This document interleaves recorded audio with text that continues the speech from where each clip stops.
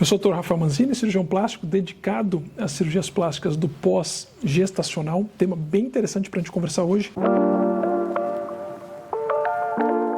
Referente ao lifting das mamas, a cirurgia que a gente denomina mastopexias. É muito comum essa procura das pacientes que passaram então a se incomodar com o caimento das mamas no pós-gestacional, pós-oscilação de peso, amamentação, oscilações hormonais. O interessante é que acaba sendo um procedimento muito individualizado, porque cada mama vai ter um grau de impacto pelas oscilações, vai ter um contexto previamente à gestação, então as pacientes já tinham muito volume das mamas, grande desenvolvimento, caimento ou não, de repente alguma oscilação de peso que aconteceu na puberdade, que trouxe flacidez e algum grau de caimento, ou pacientes que desenvolveram muito pouco, se incomodavam com essa questão, de repente pós-amamentação, pós-gestação perderam mais volume ainda, além da flacidez. Então vai ser uma somatória de como que era antes, a condição anterior.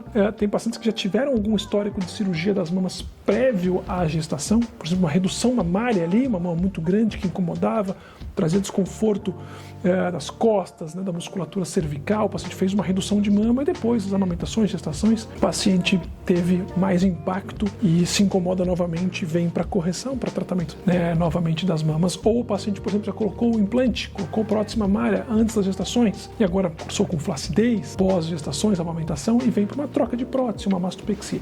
Então esse cenário é interessante porque é muito individualizado.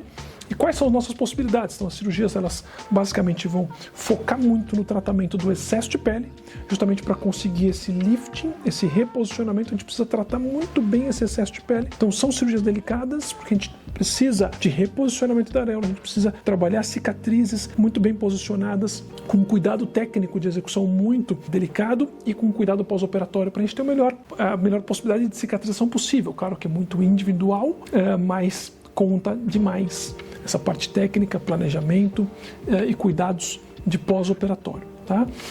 E a gente vai fazer todo esse reposicionamento das areolas, do sulco mamário, e do grau da ptose, o grau do caimento mamário, com ajustes de volume. Então é muito comum as assimetrias do pós-amamentação, a gente vai buscar essa simetrização. É muito comum para os pacientes que aumentaram muito de volume, se incomodarem com o peso, a gente vai então readequar, harmonizar o volume mamário para um contexto que a paciente já busca. Puxa, cheguei no sutiã 48, vamos batalhar aí, baixar para um 44, 42. Então, readequação de volume nas reduções, por exemplo, simetrizações, reduções. E para aquelas pacientes que perderam muito volume, perderam muita estruturação, que querem aumento, querem recuperar volume, querem projetar mais o colo, projetar mais a clivagem, ganhar projeção. Então as cirurgias com prótese, que em geral vão ser trabalhadas atrás do músculo, chamado dual plane, com sutiã interno, com as alças de sustentação, que são as técnicas que a gente tem hoje em dia mais interessantes para uma boa cobertura, uma boa proteção da prótese e uma boa sustentação para que a gente tenha liberdade também de, da mesma forma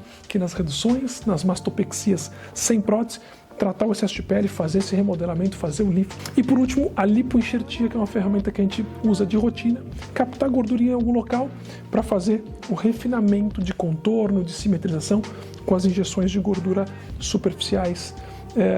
O lugar que a gente mais utiliza é na região aqui dos decotes para fazer um degradê bem elegante, bem natural, principalmente nas cirurgias com prótese. E para aquelas pacientes que têm mamas pequenas ou médias e não querem prótese, também é uma procura que a gente vê aumentar bastante. A possibilidade de fazer o lifting, fazer o remodelamento, aproveitar todo o tecido glandular para construir um formato mais elevado, natural e bem bonito, associado às lipoenxertias intramusculares e também de contorno para a gente ganhar um pouquinho de projeção no colo, não com uma prótese, mas para os pacientes que não têm interesse em colocar um implante. Então vocês veem que é um cenário muito variável, a gente vai buscar muito o que incomoda a paciente, o que ela busca de resultado, avaliar as limitações, as possibilidades, as eventuais referências, fazer uma análise muito completa no pré-operatório. O paciente vê diversas fotos de pacientes já operadas para a gente tentar entender o nosso projeto. Avaliação 3D pelo software Chrysalix, para a gente ter um bom planejamento e aí sim recrutar as principais técnicas,